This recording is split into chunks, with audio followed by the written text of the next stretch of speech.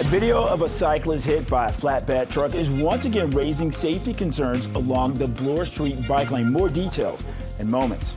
And Ontario's big city mayors, they're calling on the province to do more to address the unprecedented number of people living on the streets.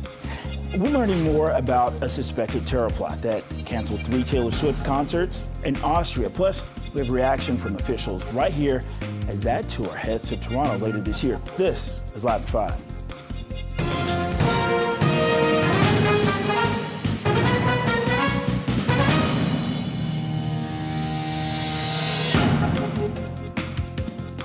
Good evening. I'm Bakari Savage. We're going to start with this. Team Canada has picked up another medal in Paris. Skylar Park has won bronze in women's 57-kilogram taekwondo.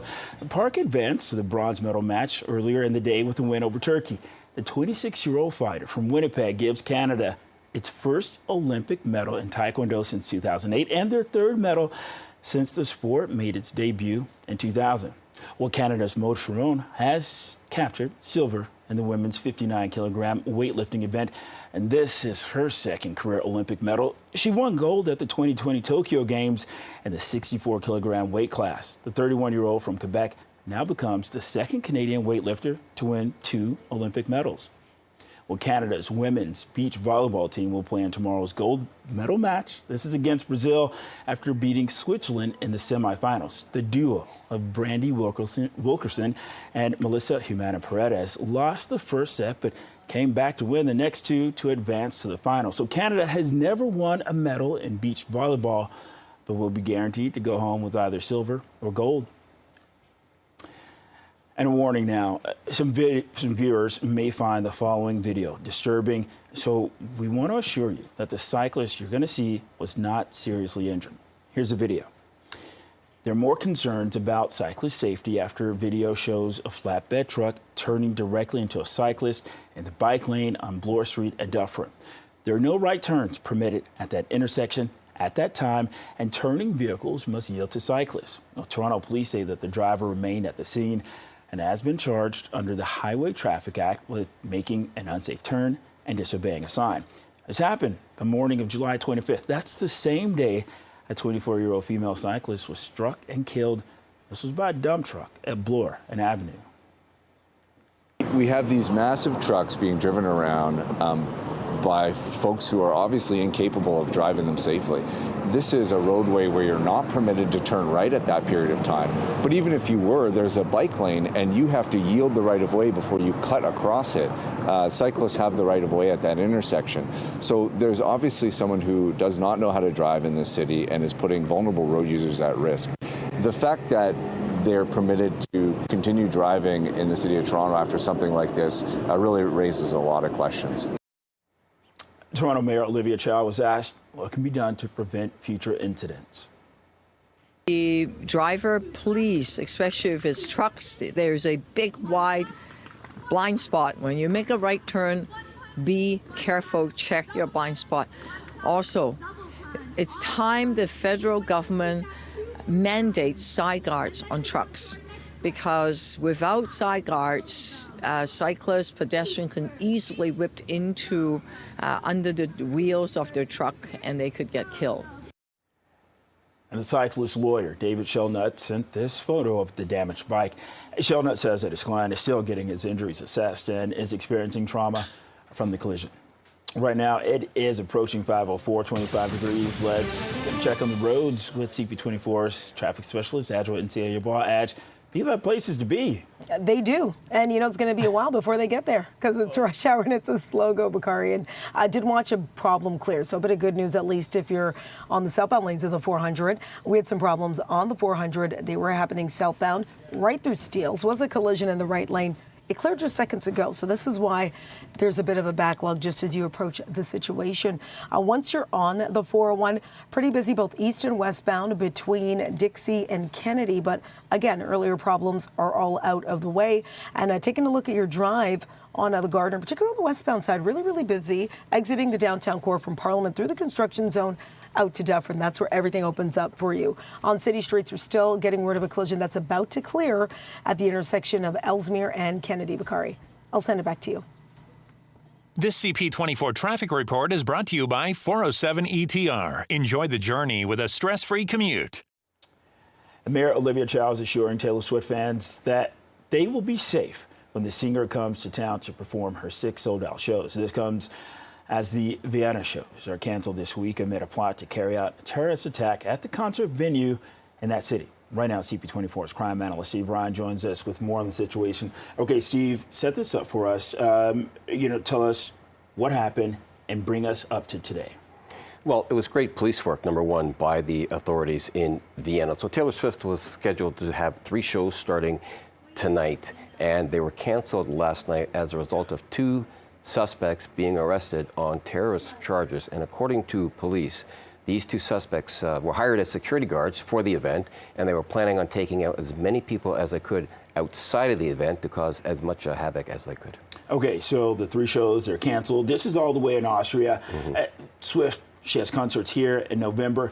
What do you want to say to people about those upcoming shows? Well, just know that the police here in Canada, in Toronto, are doing everything that they can to make sure that all events are safe. They're constantly gathering information, gathering intelligence, sharing that information, and collaborating with other police services across the globe. So you need to, of course, enjoy your life. If you see something, say something, and just know that when you're out at these events, the police are doing a lot of work behind the scenes to make sure that the events are safe. Now, we did hear from Mayor Chow earlier on as well, got her reaction to these events, and I spoke with a woman from Toronto who flew to Vienna just for the concert. Let's hear from both of them.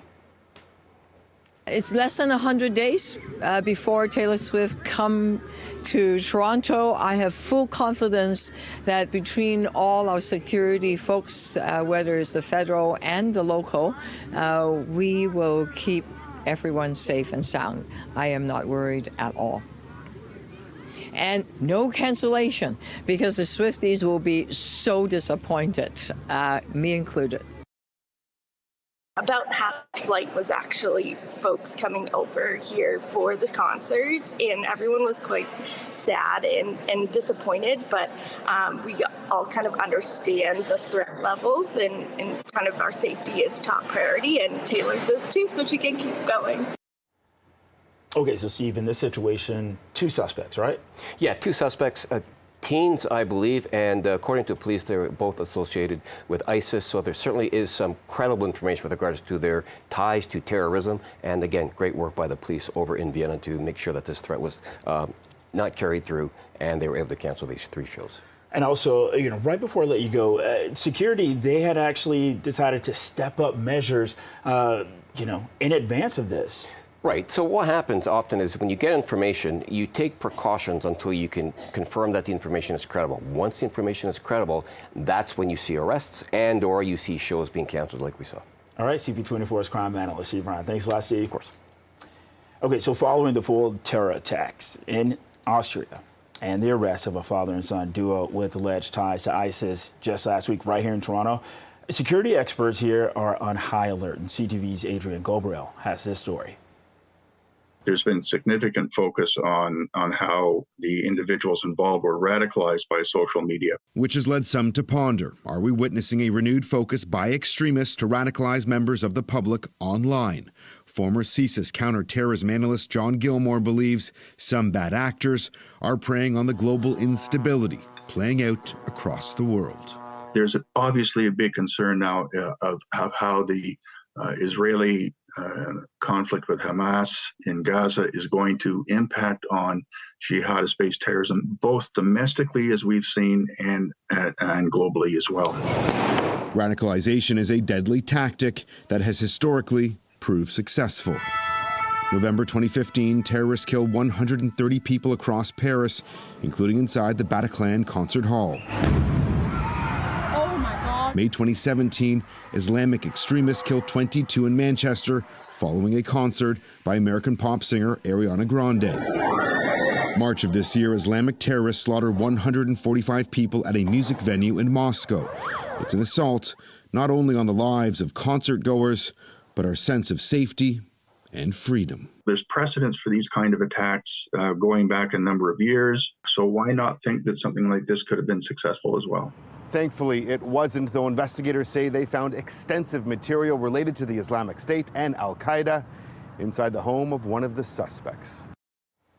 A man's been arrested after an alleged sexual assault downtown. 37-year-old Saeed El Imrani is facing a charge following the incident. This was last Saturday night in the Bay Street and Albert Street area. So according to the investigation, the suspect and victim were engaged in an intimate relationship when they were allegedly sexually assaulted. Police believe that there may be more victims, and they're asking anyone with information to come forward. Well, both York and Peel Regional Police, they're trying to locate a Brampton man who's been missing for more than a week. A 64-year-old Yogaraja was last seen the morning of July 31st. This is near McLaughlin Road and Mayfield Road. His family tells CP24 that there may have been a sighting of him that same evening near Wellington and Lloydtown Aurora Roads in King Township. So Yogaraja has a medium to dark complexion, is 5'2" and 150 pounds. He was last seen wearing a blue polo shirt, black pants, and black running shoes. Police say that he may be in a 2019 gray Honda Odyssey. That vehicle was spotted in King City on Tuesday. So anyone with information, you're asked to contact police. Well, Ontario's big city mayors are calling on the province to do more to address the unprecedented number of people living on the streets. People are struggling with mental health, addictions, homelessness, and we're seeing it in encampments in every community across this province. Well, they launched a new campaign today called Solve the Crisis, which calls on the government to take action to combat homelessness, addiction, and mental illness. The mayors say that they've done all they can at the municipal level and need help from other levels of government. They held a news conference today outlining what they expect from the provincial government.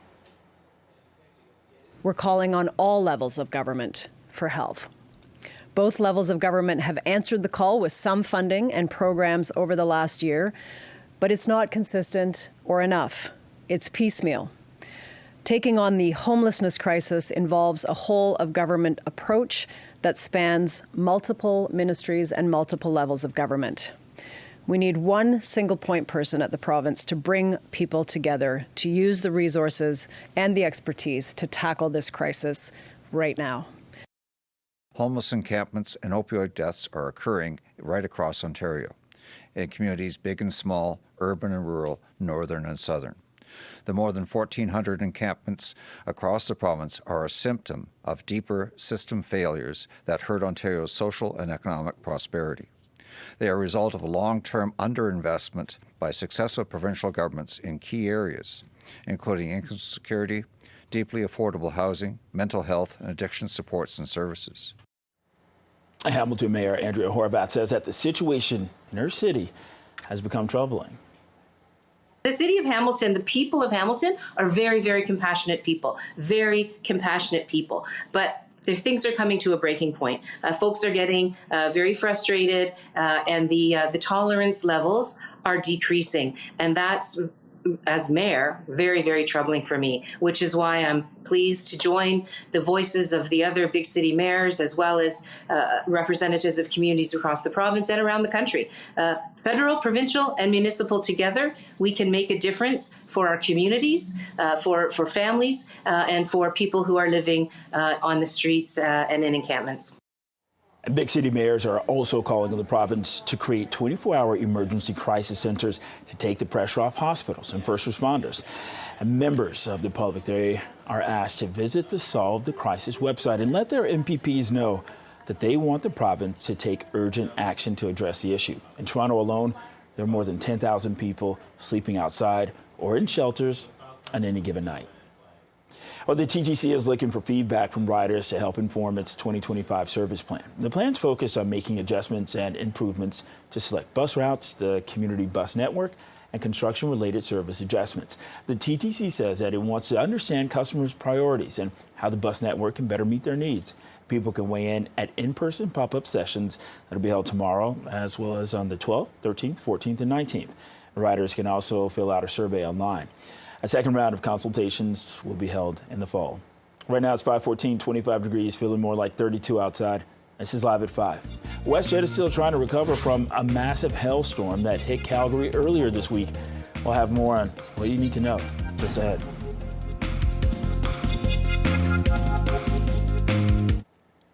WestJet is still trying to recover from a massive hailstorm that hit Calgary earlier this week. Several flights out of Pearson to Calgary, they were canceled this morning as the airline works to repair 16 planes that were damaged in the storm. The Calgary International Airport was pummeled by hail. This was Monday evening, forcing parts of its domestic terminal to close for repairs for an undetermined time. Our flight originated from Deer Lake, Newfoundland. We're on our way home to Fort McMurray.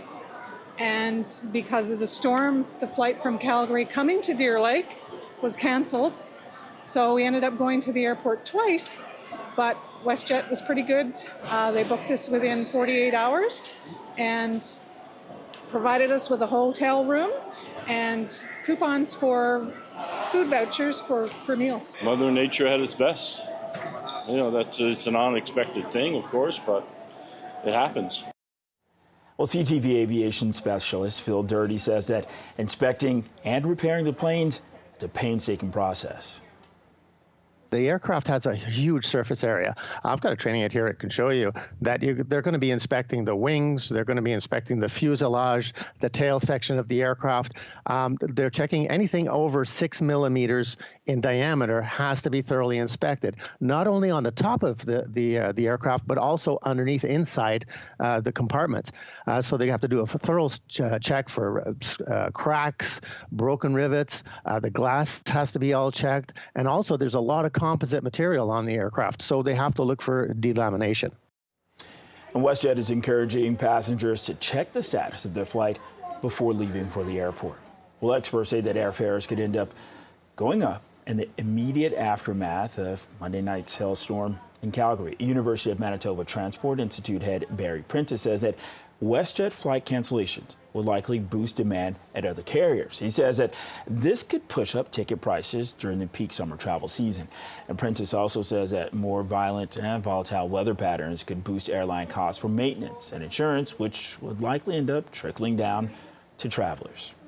And right now it's 5:18, 24 degrees. This is Live at 5. The remnants of Tropical Storm Debbie could bring some heavy rain and strong winds to parts of eastern Canada. More on this just ahead.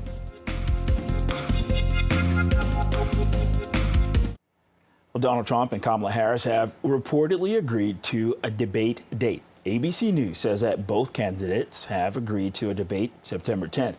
Trump confirmed that he has agreed to the date during a press conference today in Florida, saying that minor details are still being worked out. And Kamala Harris has yet to confirm if she will be attending. And Trump spoke about Kamala Harris's decision to name Tim Walz as her running mate. She picked a radical left man that is, he's got things done that he has positions that are just not, it's not even possible to believe that they exist. He's going for things that nobody's ever even heard of. Heavy into the transgender world, heavy into lots of different worlds having to do with safety. He doesn't want to have borders. He doesn't want to have walls. He doesn't want to have any form of safety for our country.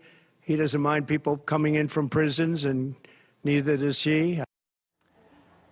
And Trump was speaking this afternoon from Mar-a-Lago in Florida.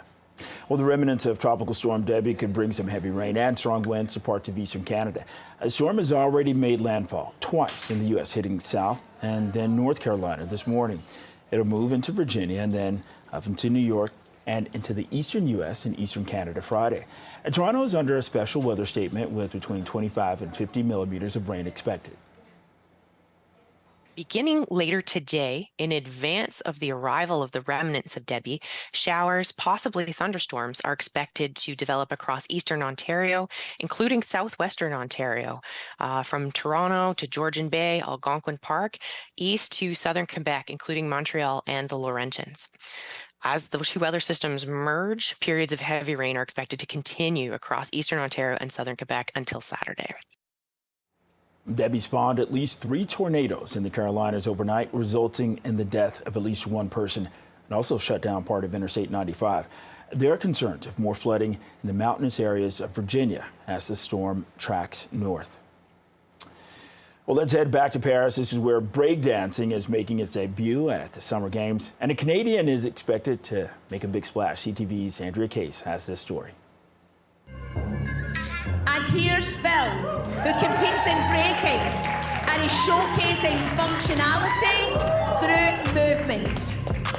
Phil Wizard Kim is pure magic on the floor, whether it be a runway at the Lululemon Olympic kit launch, on a dance floor, or a hallway. Born in Toronto and raised in Vancouver, he was inspired after seeing a breakdancing crew on the streets of Van City in 2009. Fast forward 15 years later, he's one of the best in the world. My parents were always super supportive, but obviously in the beginning it was hard, especially when I said I wanted to do this as a career. But we're very lucky now that there's a lot more sustainable ways to make a living off of it, and the Olympic platform is another opportunity for that as well. He's already racked up medals, winning gold at the World Championships and the Pan American Games. I'm super excited to have breaking at the Olympics. Like you said, it's the first time. It's a great way to showcase breaking on a bigger platform, and I think people are going to love it when they see it in Paris. Competing in Paris at the Olympics at Place de Concorde, the largest public square in Paris, will be a first for Kim and his fellow competitors, as this is the first time the sport is in official contention. They will go head-to-head twice in the first round robin, 3 times in the knockout phase, on a 6x6-meter dance floor, with a DJ spinning the music live. It's a great feeling. I mean, honestly, in most breaking events that I go to, I've always represented Canada. So when they announce me, they always say Phil Wizard from Canada. So that's something that I'm very proud of. But again, going to something like the Olympics, it's an even bigger platform. So to represent now not only myself, my crews, my family, but now my country on a bigger scale, I'm super excited. The men and women known as B-Boys and B-Girls will compete when the breaking competition begins on August 9th, with the B-Girls going head-to-head first and Kim and the B-Boys hitting the floor on August 10th. Andrea Case, CTV News. It's 5:25, 24 degrees. This is Live at 5. Thrill seekers rejoice. A new roller coaster is coming to Canada's Wonderland next year. We're going to take you for a ride after the break.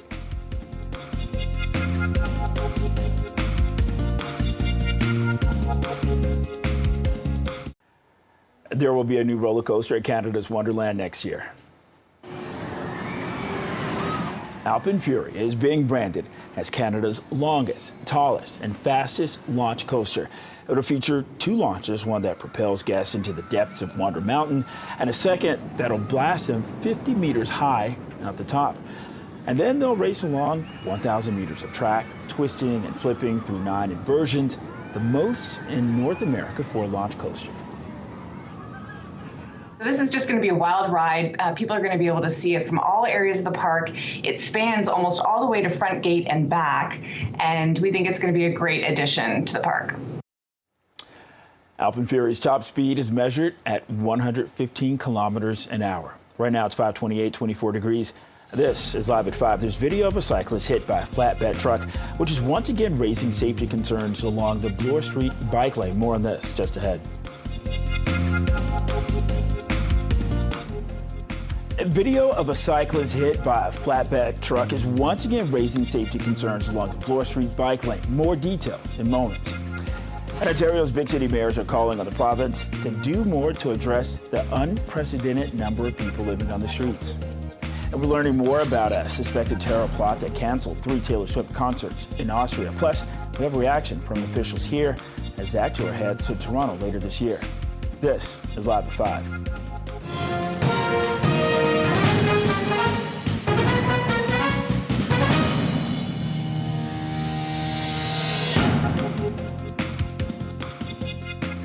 Good evening. I'm Bakari Savage. A warning now. Some viewers may find the following video disturbing, but we do want to assure you that the cyclist was not seriously injured. Okay, here's the video. There are more concerns about cyclist safety after this video shows a flatbed truck turning directly into a cyclist in the bike lane on Bloor Street at Dufferin. There are no right turns permitted at that intersection at that time, and turning vehicles must yield to cyclists. Well, Toronto police say that the driver did stay at the scene and has been charged under the Highway Traffic Act with making an unsafe turn and disobeying a sign. This happened the morning of July 25th. That's the same day a 24-year-old female cyclist was hit and killed by a dump truck at Bloor Avenue. Why was this vehicle driving in such a dangerous way? What will happen to the driver and the company who employed the vehicle? And why weren't there guards and protective features on the truck? Secondly, the bike lane there is, as I said, one of the busiest in the city. And you know that it's a danger point because you don't permit right turning at certain times of the day, but then why is it just paint up to the intersection and the protected part of the bike lane ends well back? We want protected intersection there and a bike lane that goes all the way up with concrete and bollards to the intersection itself. Toronto Mayor Olivia Chow was asked what can be done to prevent future incidents. I'm glad that incident that the cyclist was not seriously hurt. He could easily been killed, and it wasn't his fault. So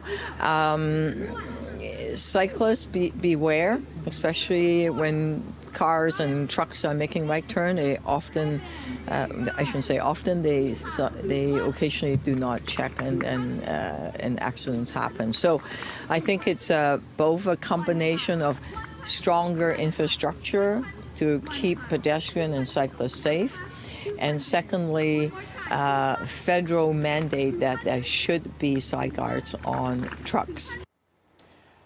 Well, the cyclist lawyer, David Shelnut, sent this photo of the damaged bike.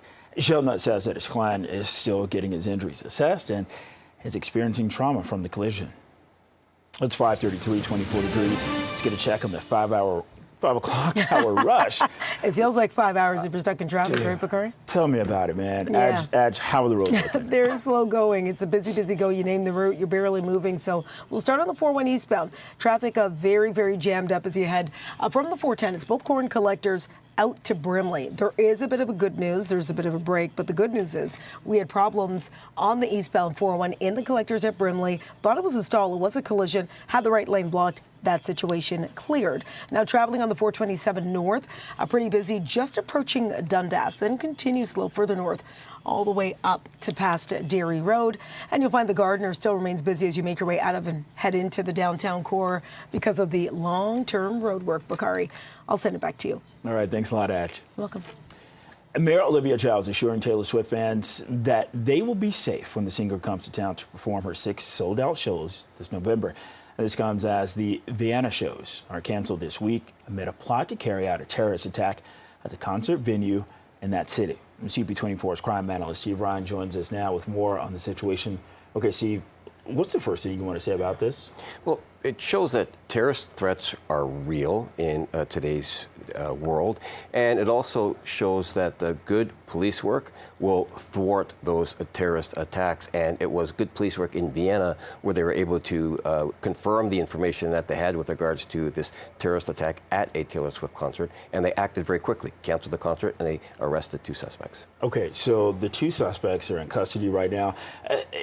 It's been said that the attacks were going to happen outside of the venue. Can you talk about that? Well, that would be an easy target, wouldn't it, when you've got thousands of people gathering in the same area, make their way into the concert. And in fact, these 2 suspects, according to the Vienna police, were hired as security guards. So in most cases, they would have had a uniform on, identify themselves as security. So it'd be like shooting fish in a barrel, if you will, having 2 security guards walking in amongst the crowd with their intention of causing as much harm as they could. And then, of course, Taylor Swift has concerts here in November. People are going to, start to think about that and safety here. Yeah, and there's always safety concerns when you have any large event, whether it's a street event or in a stadium. But the police are constantly doing their jobs, collecting intelligence, sharing that intelligence, and making sure that venues are safe. Now, we did hear from Mayor Chow earlier on. She commented on these events. And I spoke with a woman from Toronto who flew to Vienna for the Taylor Swift concert. And let's listen to both of them. It's less than 100 days before Taylor Swift come to Toronto. I have full confidence that between all our security folks, whether it's the federal and the local, we will keep everyone safe and sound. I am not worried at all. And no cancellation, because the Swifties will be so disappointed, me included. Everyone's sad, but everyone's kind of making a day of it. We've seen tons of Swifties around in the museum that we're in right now, wearing their concert outfits and sharing friendship bracelets with everyone. And there's a lot of folks around that you just know that they're Swifties. Okay, so Steve, Taylor Swift has even come out and said that this was one of her biggest fears, that there would be some type of attack at one of her performances. What do you want to leave people at home with right now who are listening maybe have tickets in November? Well, just be reassured that the police are doing their jobs, and if they have any hint that any information that they have is credible, an event will be canceled. And as you know, we've been saying for years now, and the police have been saying for years, that if you see something, say something. Life has to go on, of course, and just again reassured that the police are behind the scenes working as hard as they can to thwart any of these threats that may be present. All right, CP24's crime analyst Steve Ryan. Thanks, Steve. Okay. An early morning shooting near Jane in Eglinton has sent 2 people to hospital. Police say that a man and woman, they were sitting in a vehicle on Emmett Avenue around 2:30 in the morning. This is when another vehicle approached and then someone inside started shooting. Well, paramedics say that the woman was seriously injured but is expected to survive while the man suffered minor injuries. There's no information about a possible suspect just yet. And Ontario's big city mayors are calling on the province to do more to address the unprecedented number of people living on the streets. People are struggling with mental health, addictions, homelessness, and we're seeing it in encampments in every community across this province. They launched a new campaign today. It's called Solve the Crisis, which calls on the government to take action to combat homelessness, addiction, and mental illness. And the mayors say that they've done all they can at the municipal level and need help from other levels of government. They held a news conference today outlining what they expect from the provincial government. First, appoint a responsible ministry and minister with the appropriate funding and powers as a single point of contact to address the full spectrum of housing needs, as well as mental health, addictions, and wraparound supports. Second, have this minister strike a task force with broad sector representatives, including municipalities, healthcare, first responders, community services, the business community, the housing sector, and the tourism industry to develop and implement a Made in Ontario action plan. Camille Kinville is the CEO of the Canadian Mental Health Association, and she joined the mayors to support their demands. We are currently overwhelmed by the opioid crisis. Every single day, 7 people in Ontario die due to drug poisoning, and it's largely due to the toxic, unregulated drug supply. There are about 2,500 to 3,000 people who die annually as a result of opioid toxicity. So these are issues that my colleagues face every single day and are on the front line. We need currently, as it relates to housing, we need 100,000 units now to manage what is a wait list across Ontario. Hamilton Mayor Andrea Horvath talked to us about the tangibles that she's looking for from the provincial and federal governments. Tangibles are more funding for affordable housing, period, and an easier process to get that housing in place. So that's one. 2 is supports, mental health supports. We call them wraparound services, mental health supports, addiction supports. Supports for food. People can't even afford to eat anymore in the community, and certainly when people are living encamped, it's hard for them to find nourishment. Big city mayors are also calling on the province to create 24-hour emergency crisis centers to take the pressure off hospitals and first responders. Members of the public are asked to visit the Solve the Crisis website and let their MPPs know that they want the province to take urgent action to address the issue. In Toronto alone, there are more than 10,000 people sleeping outside or in shelters on any given night. Right now it's 5:41, 24 degrees. This is Live at 5. The remnants of Tropical Storm Debbie could bring some heavy rain and strong winds to parts of eastern Canada. More on this just ahead.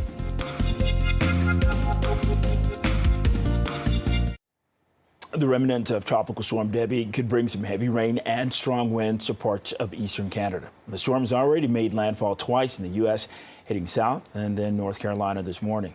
It'll move into Virginia and then up into New York and into the eastern U.S. and eastern Canada Friday. And Toronto's under a special weather statement with between 25 and 50 millimeters of rain expected.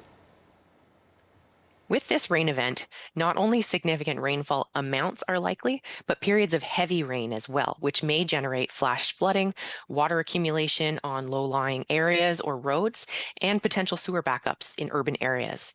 Minor landslides are also a possibility. Significant rainfall events have been abundant in parts of eastern Canada so far this summer. This reduces the ability to absorb further high amounts of rain due to saturated soils and high water levels. Well, Debbie spawned at least 3 tornadoes in the Carolinas overnight, resulting in the death of at least 1 person. It also shut down part of Interstate 95. And there are concerns of more flooding in mountainous areas of Virginia as the storm tracks north. Well, the new Banksy installation in South London was stolen in broad daylight just hours after it appeared. Images show a man with his face covered removing the satellite dish featuring a howling wolf from the roof of a shop and handing it to others below. The piece is the latest in the series of animal-themed stencils by the mysterious street artist to pop up around the city. On Monday, an image of a goat perched on a ledge appeared near Kew Bridge. And on Tuesday, the artist created 2 elephants on the side of a house in Chelsea. Right now it's 5:45, 24 degrees. This is Live at 5. Team Canada has picked up another medal in Paris. We're going to tell you all about it just ahead. Team Canada has picked up another medal in Paris. Skylar Park has won bronze in women's 57-kilogram taekwondo. Park advanced to the bronze medal match earlier in the day with a win over Turkey. The 26-year-old fighter from Winnipeg gives Canada its first Olympic medal in taekwondo since 2008 and 3rd medal since the sport made its debut in 2000. Well, Canada's Mo Sharon has captured silver in the women's 59-kilogram weightlifting event. And this is her 2nd career Olympic medal. She won gold at the 2020 Tokyo Games in the 64-kilogram weight class. The 31-year-old from Quebec now becomes the 2nd Canadian weightlifter to win 2 Olympic medals. And Canada's women's beach volleyball team will play in tomorrow's gold medal match against Brazil after beating Switzerland in the semifinals. The duo of Brandy Wilkerson and Melissa Humana Paredes lost the first set but came back to win the next 2 to advance to the finals. And Canada has never won a medal in beach volleyball but will be guaranteed to go home with either silver or gold. And Alicia Newman won Canada's first ever medal in women's pole vault. The 30-year-old London native picking up a bronze. And Newman is competing in her 3rd Olympics, but this was the first time that she had reached the final in the event. Newman was not able to clear 4.90 meters on her final attempt, but did break her own Canadian record of 4.85 meters. And Newman talked about making it to the podium this morning. We always forget that sports started off for me as fun. It was an activity to go and be socialized with other kids. And so when you get into a profession with the Olympic Games or you're a professional athlete, you start losing that sense of fun and that childness in you. And so a big thing for me was, and a lot of the girls say if Alicia's having fun, she's going to be hard to beat. And so I think I was really able to bring that in yesterday. I was having fun. I was interacting with the crowd. I feel like, yes, I'm an athlete, but I feel like I'm beyond that. I'm an entertainer, and I enjoy having a good time. I want everyone else to have a good time, which gives me energy.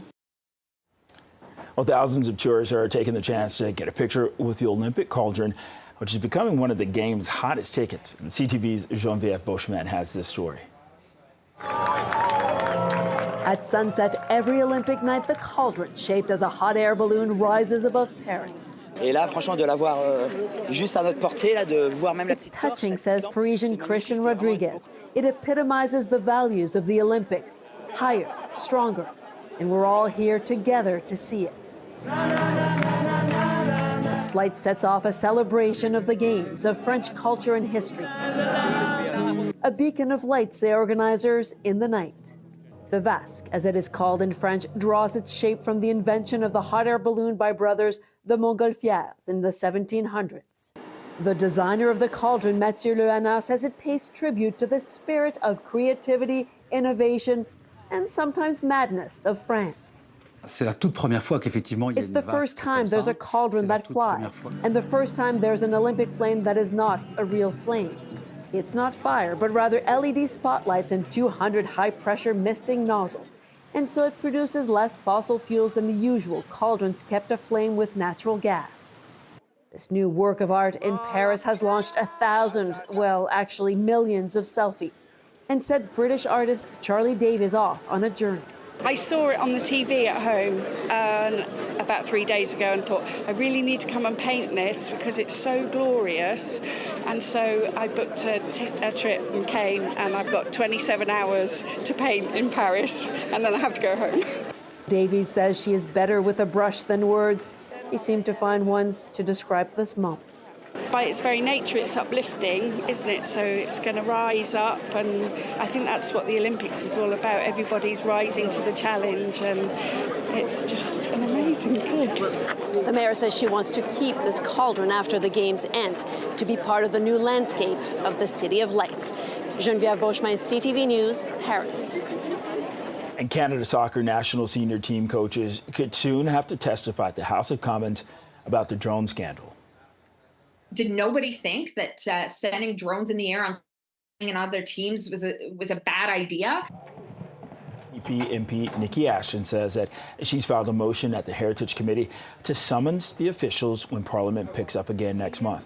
Ashton wants to hear from head coaches Bev Priestman and John Herdman, assistant coach Jasmine Mander, and the staff who operated the drone, Joseph Lombardi. As TSN has reported, Canada's senior and junior national teams have allegedly been spying on other teams' close practices since at least 2016. Well, TSN's Rick Westhead has more. Nikki Ashton is an NDP member of Parliament, and she told me that she's tabled a motion for the Federal Heritage Committee to call witnesses in September who could answer questions about this. Witnesses could include Bev Priestman, the head coach of Canada's women's national team, 2 assistant coaches on her team who were sent home. One of them, Joey Lombardi, if you remember, was arrested by French police, kept in jail for 3 days, and then sent back to Canada. Another person that Nikki Ashton would like to hear from is John Herdman, who used to coach the women's national team, went on to coach the men's team, and is now a coach at TFC. And if Canada Soccer officials do testify next month, it would be the second time in 2 years the Federation has been scrutinized by the committee. Well, Canada's first and only WNBA franchise wants fans to have their say about what the team's going to be named. Toronto's WNBA team is inviting fans to share their everything from name ideas and sounds to pictures. It's the first step of what they are calling a multi-phase naming process. So starting today, fans can go to nameyourteam.ca to help shape WNBA Toronto's brand. And the team says that they'll take any inspiration, such as color recommendations, all the way to personal anecdotes. The first priority was our name. I'm the president of a to-be-named team. We need to have an identity. So we've put a lot of thought and effort into how we can include all of Canada in this campaign and this process. So you'll see that in the next couple months. And we're really in startup mode. We are building a new business. So bringing the business to life, expanding the staff, hiring people. The first question I always get is, do you have players yet? First it's, do you have a name? And then it's, do you have any players? Right. So we haven't focused on the basketball yet. We're gonna wait for the season here to end. So it's on the Olympic break. We're starting back up after the end of the season in October. We're really focused on building up the basketball side, hiring a GM. And the team says that it expects to decide on a brand by the end of the year. Right now it's 5:55, 24 degrees. This is Live at 5. A celebration of baseball today in the city's East End. More on this just ahead.